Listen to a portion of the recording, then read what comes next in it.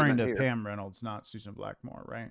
I am so sorry. Pam Reynolds is the Yeah. person I'm speaking of, the Pam Reynolds case. So to help you guys understand what I just had Steve correct was we were rebutting basically Susan Blackmore as the esteemed scientist who was basically rejecting near death experience, and Steve was saying don't choose these easy cases to throw out by simply saying, well, this is just one person's testimony. I mean, how much weight can we really put on one person's testimony, which is a conversation to be had. He was saying go to Pam Reynolds' case where you have lots more evidence you're going to have to make sense of before you can just simply write it off. And that's what he's saying to Susan Blackmore.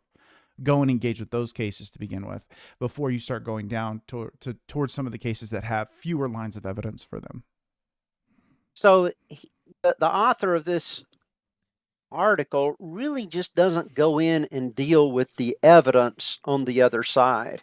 And it's pretty, as someone said, it's pretty easy for near death experiences to look purely naturalistic if you don't look at any of the supernatural elements. And that's what they refuse to do in this article, apparently, or weren't aware of, is all the good studies showing that people were apparently in some type of afterlife or out of body consciousness during their experiences. And Steve, this part irritates me too. So let me bring up the last part of this section, because again, I think this section really reveals the whole hand of the author.